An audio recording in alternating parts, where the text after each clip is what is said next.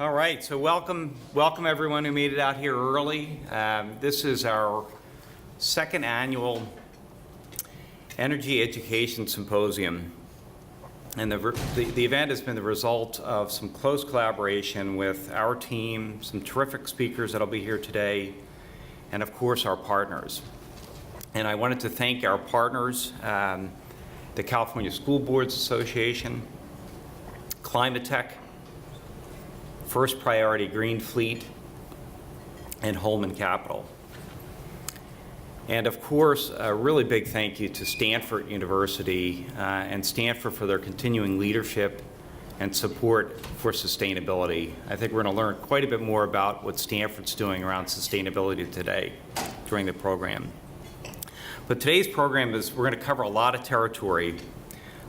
First, our keynote with David Hochschild, the California Energy Commissioner.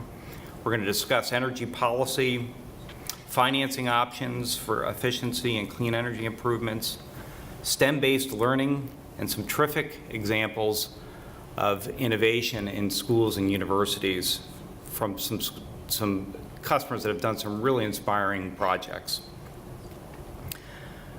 Before we get started, I'd like to mention a personal connection I have to today's event.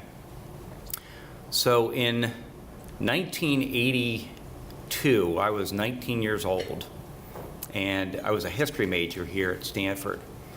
And I signed up for a class called Small Scale Energy Systems. It was taught by this guy named Gil Masters. And Gil, and I know I've got a colleague who was also a Gil student years ago, but he's a great teacher. And basically, he taught an engineering course that basically really had some inspiring work. The projects really respected sustainability and protecting resources. So the next semester, switched majors from history to engineering and ended up getting an engineering degree. And with that engineering degree, when I graduated, I spent the rest in my now 30-plus year career working in energy efficiency and renewable energy. It's been great work, and work that I'm really proud of. So this event is about basically taking the idea of really inspiring students, engaging students to move towards this great fields that we're creating in clean technology, clean energy, and energy efficiency, and sustainability in general. I feel really the beneficiary personally of that. I'd also like to talk a little bit about the company that I work for in SunPower. I feel fortunate to work at a company and in an industry that's got a really important and motivating purpose. And for SunPower, our purpose is that we want to change the way our world is powered. And we want to change the way our world is powered by making solar energy the most compelling choice for the world's energy.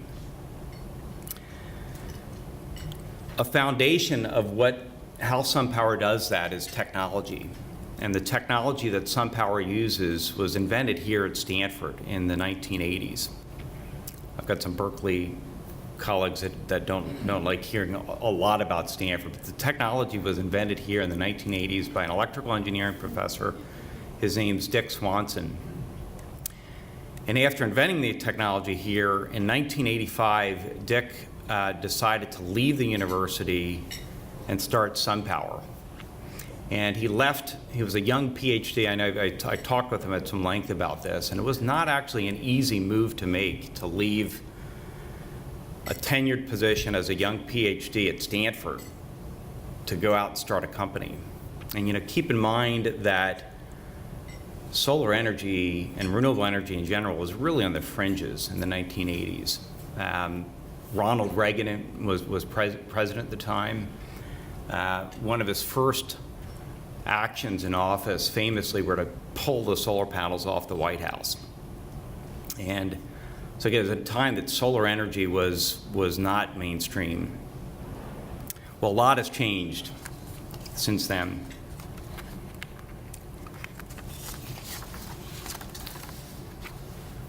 Well, Barack Obama is president, and Barack Obama put the panels back on the White House.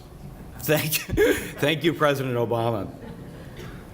Our company, SunPower, is 8,000 employees strong right now, and the solar industry in the United States is over 175,000 employees strong. We have made some really impressive strides. A fact that supports the strides that we've made, and this is really inspiring to me. In last year, 2015, renewable energy dominated the amount of new power sources brought onto the grid in the United States. In 2015, about 68% of the new energy brought online in the United States as a whole was renewable energy.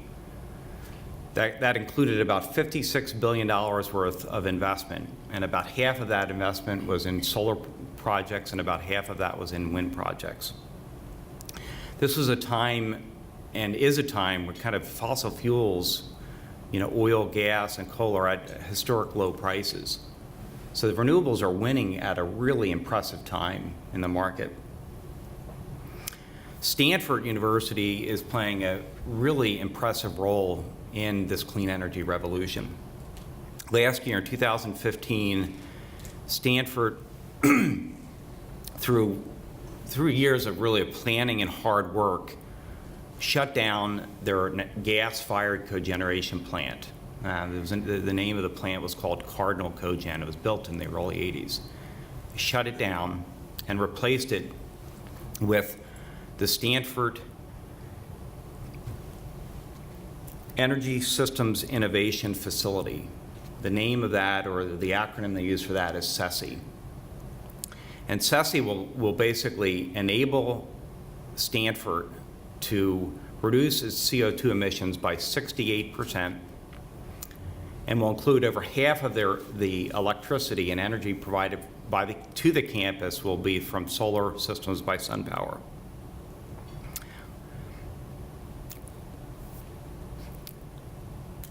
It's awesome that basically technology invented here is really being used to power the campus. Also, another interesting, caught on the news this morning, there's a plane, I don't know if you guys heard about the Solar Impulse, that's making its way around the globe. And they landed, I believe, in Mountain View in the Bay Area, was it last night? But that is powered also by SunPower technology.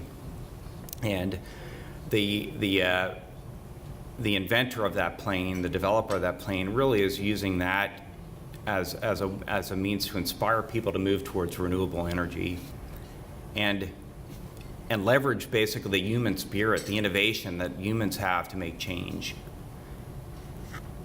So the success of our industry depends on the commitment of many companies, public agencies, and education. SunPower and the solar industry realizes that working with schools, colleges, and universities is the way to advance our mission. So today, from my perspective, is really about empowering schools to use efficiency and clean energy, not just in the built environment, but also in their educational programs, and to inspire their students. We are counting on these students to dramatically change how the world uses and produces energy. We are counting on them to change the way our world is powered. It's a really exciting movement. So with that, let me kind of get off my soapbox here for a second and introduce the Master of Ceremonies, Jack O'Connell. Jack is a founder and principal of the Capital Advisors Group. Jack is also a former California State Superintendent. During his 2 terms as Superintendent of Public Instruction and 20 years both as a state senator and an assemblyman, Jack focused on closing the achievement gaps at schools in California in preparing students for the emerging and rapidly changing global economy.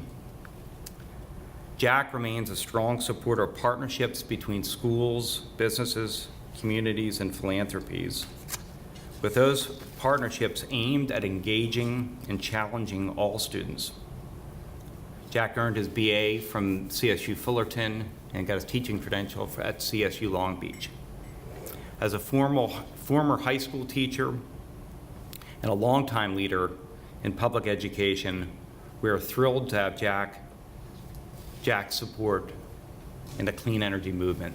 Come on up, Jack.